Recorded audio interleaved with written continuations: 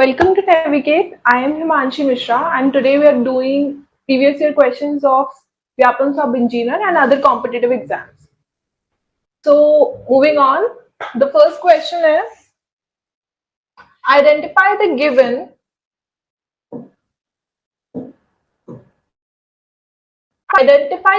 sentence कि when मतलब हमें बताना है कि ये कौन सा सेंटेंस है, तो वो पहले बताने के लिए हम समझ लेते हैं पहले कि ये सारे सेंटेंसेस हैं कौन से.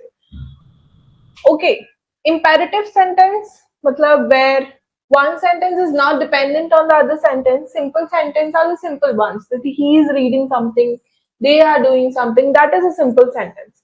Compound sentence कौन सा होता है जहाँ पे दो सेंटेंस होते हैं लेकिन एक सेंटेंस दूसरे सेंटेंसेस पे डिपेंड नहीं होता है.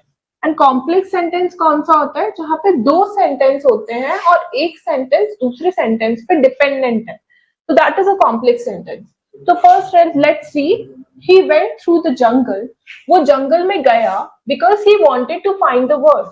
क्योंकि वो bird जो थी चिड़िया उसे ढूंढना चाहता था. तो first second पे dependent है कि वो जंगल में गया क्यों? क्योंकि वो bird को ढूंढना चाहता था. So that is what a complex sentence. So D will be the correct option here. Moving on. Identify the given sentence. हमें फिर से यही बताना है कि कौन सा सेंटेंस है. तो डिक्लेरेटिव सेंटेंस कौन से होते हैं हमारे जहां पे आप कोई चीज डिक्लेयर कर रहे हो that she is beautiful, he is handsome और he is going to be the politician of the country, we are going to do so much for the country, welfare of the country. तो when you are declaring something, जब आप कोई चीज ऐलान कर रहे हो, that is declarative sentence. Imperative sentence again वही नॉर्मल हमारे सिंपल सेंटेंस. इंटेरोगेटिव वंस कौन से होते हैं जहां पे कोई क्वेश्चन पूछा जा रहा हो और क्वेश्चन मार्क लगा. एक्सक्लेमेटरी सेंटेंस कौन से होते हैं जहां पे खुशी, आश्चर्य, दुख बहुत ही जोर से मनाया जा रहा हो, दैट इज एक्सक्लेमेटरी सेंटेंस. और ये यहाँ पे एक्सक्लेमेशन मार्क भी होगा हमेशा. तो she is a really beautiful dancer, वो जो है वो बहुत ही ब्यूटीफुल डांसर है. So this is what a declaration. तो इसलिए A will be the correct option here.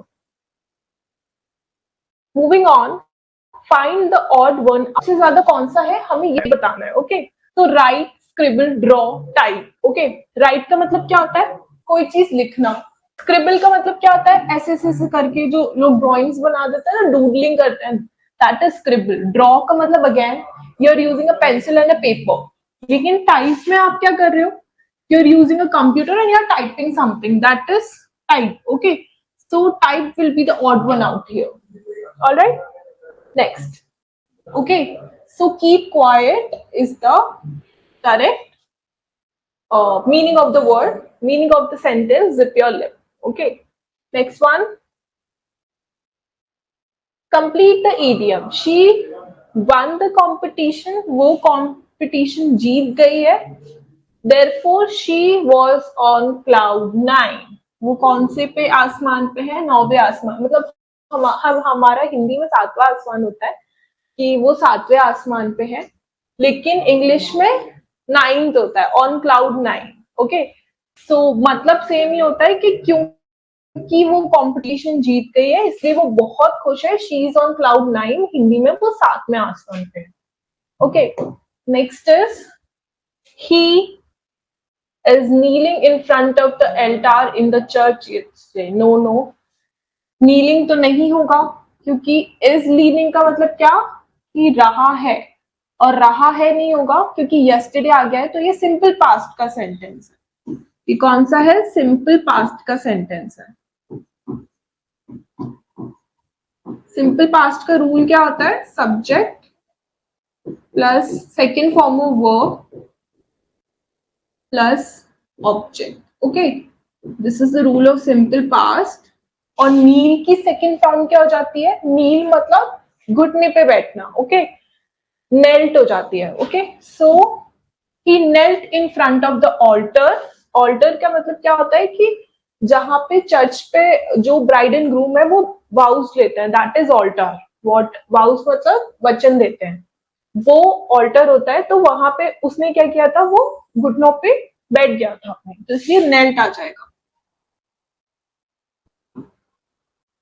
Yes, next is she was so sleepy, वो इतनी ज्यादा नींद में थी कि वो अपनी आंखें ओपन नहीं रख पा रही थी।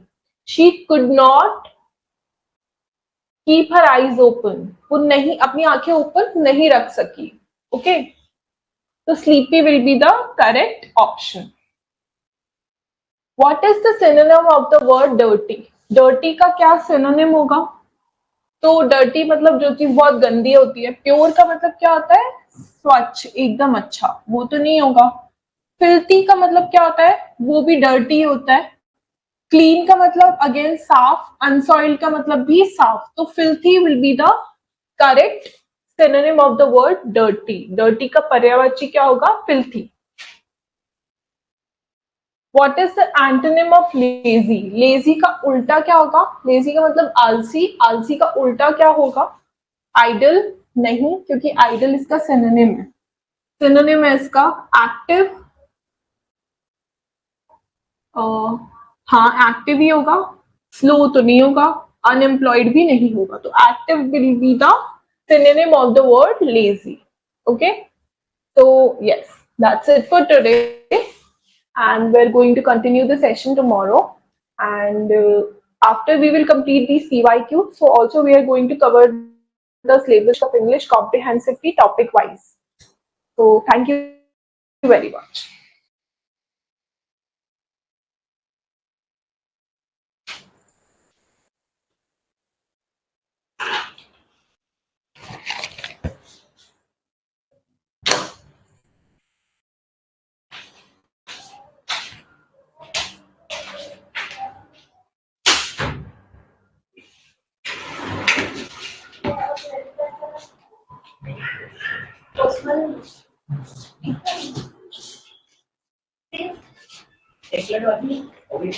दो दो नहीं